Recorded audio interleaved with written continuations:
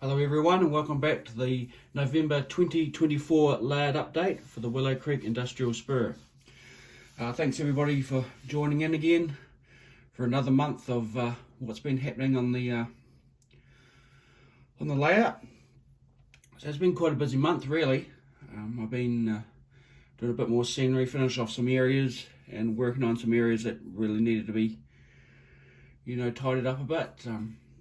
First things I did was the steel supply there, which has been a long going project, which is still not quite finished yet. I've still got to put the glazing in the windows there. That's all been painted up and to a level which I'm quite happy with. At this stage I always come back, like I keep saying, and detail the area, and I've got all the coils and stuff to go inside and all the racks and things and bits and pieces to do in the area that they do the steel fab as well.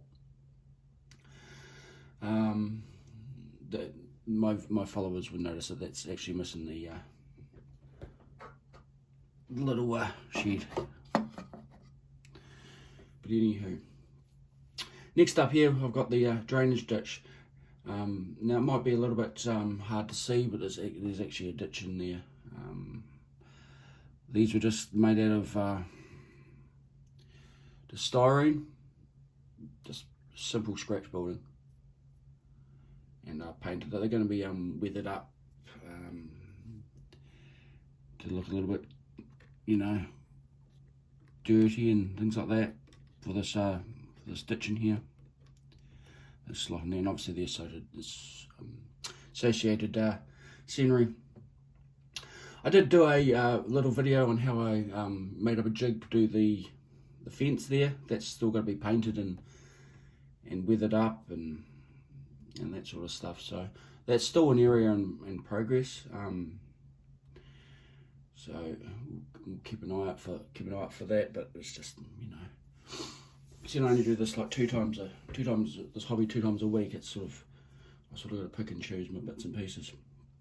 A couple of things have arrived in the mail. A tank car. So that's it's an Atlas model, so it's really quite nice. Most of my stuff, my tank cars are Atlas. I've got a few of them. First thing I've got to do really is change the couplers out. I change them to KD 118 or 119 shelf couplers.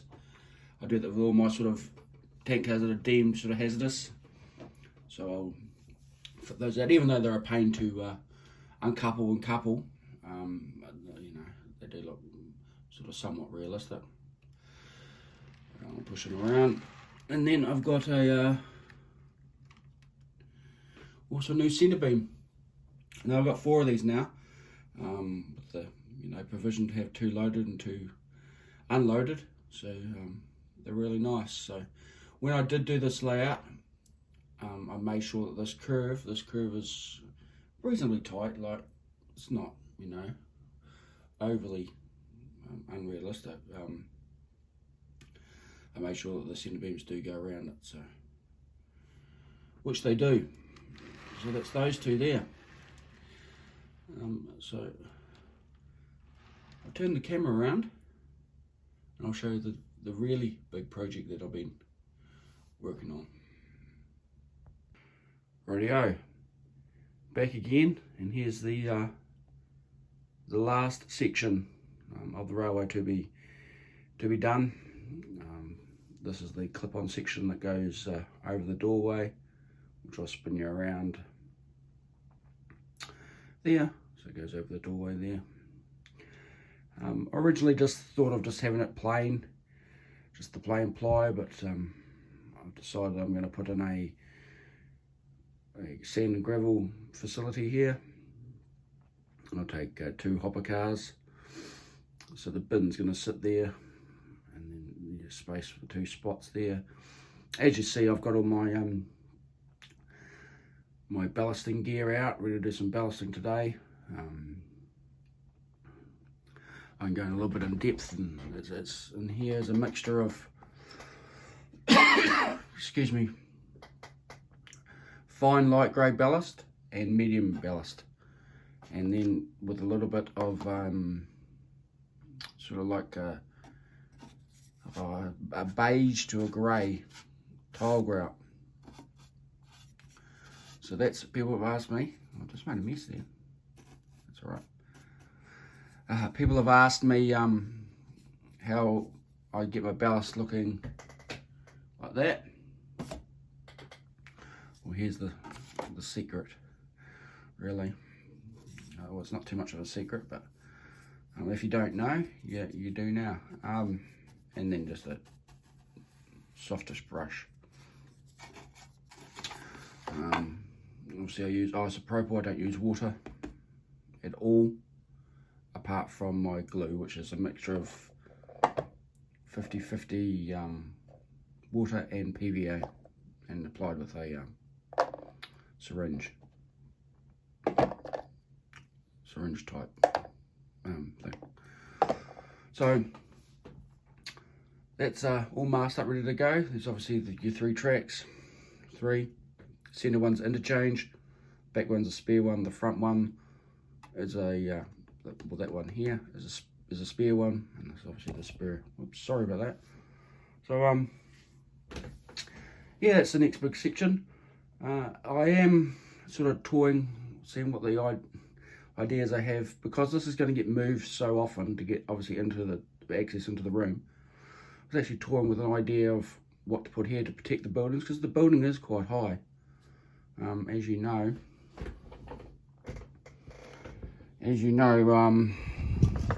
if you got the kit, like say for instance the building's that, plus an additional bit at the top, so you're looking at quite a distance. I don't really want these snapped off, but I have got a little plan for these. But if anybody's got any ideas, I did think of perspex along the front there, the higher than the building, to protect it so you can still see it. But yeah, I'm not too sure. Just but I have got a plan anyway to try and remedy it.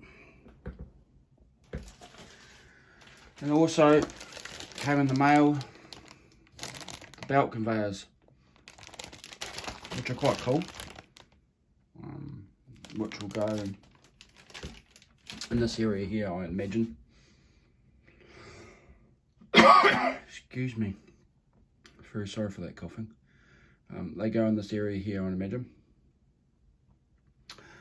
Purely because there's no room over there, but and a little bit of extra bits and pieces in here. Over by my ballast, I've got a little bit of section in there. I've got a plan for in there. But yeah, it's all starting to come together. As far as the that sort of section of the layout, that's the Scott Street yard and the extension bit. Still haven't come up with a name for the extension bit, but we will get there. So we'll just do a slight pan around. I'll show you. I've been doing some photos and some. I don't know if I made a video. Definitely did some photos anyway of this area here. Now, for my long-term subscribers, you'll remember that there was a bridge across the top here. Grab my little pointer. A bridge across the top here, from here to here. Now that was realistic for the start. I thought, oh yeah, that's quite good. And then I keep, like I say, I'll come back and look at the area and go, yeah, that's really not what the area wants now, or what I want in the area. So I did have the vision of also putting in a false front here and across here, and a gantry with pipes and lattice work and stuff like that.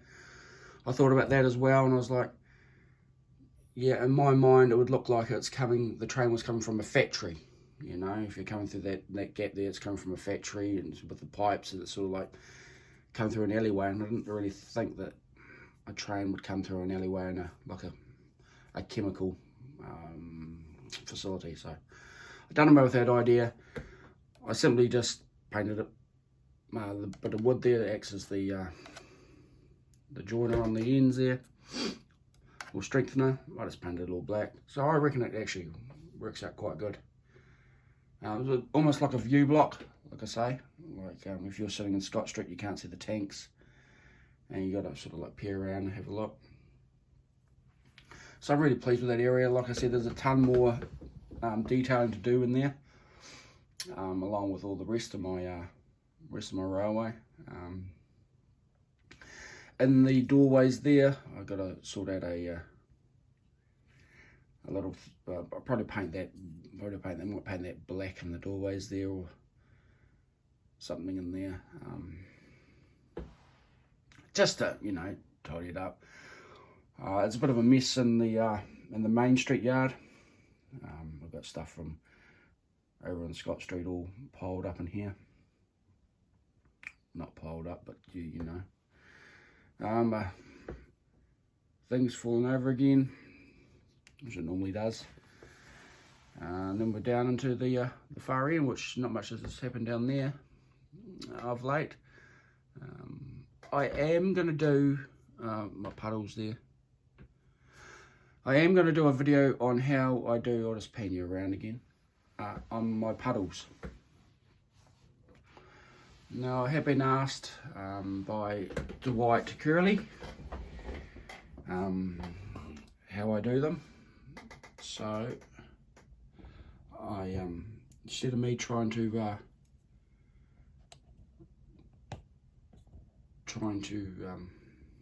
write it down, it's probably better for me to explain it.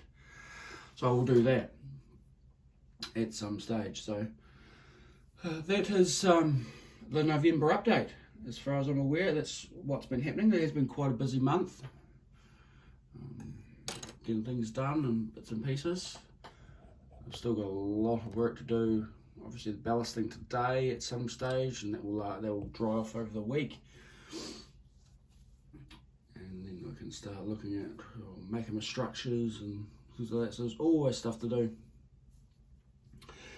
I'd like to thank all my subscribers. I have looked and seen that half the people that watch my channel are not subscribed, which is it's always free. It's free to subscribe, so just flick a subscription through.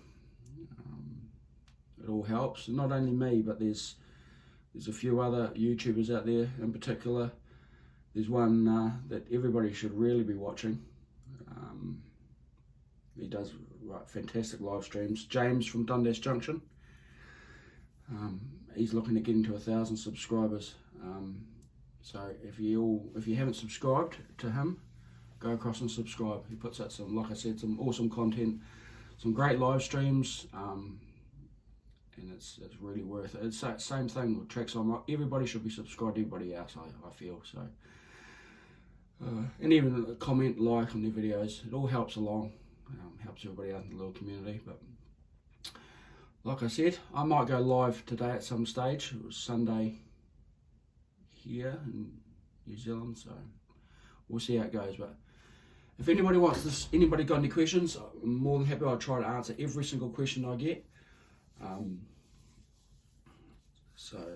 matter how silly, how simple the question or how basic you think it is, ask me. I'll just answer it. I'm not going to hide any secrets or anything like that. It all helps people learning. So in saying that, thank you for watching. I've dribbled on enough now, and I'll catch you in the December update. If not, I'll catch you on one of the lives. But thanks again for subscribing. Thanks to all my supporters. I'll catch you later.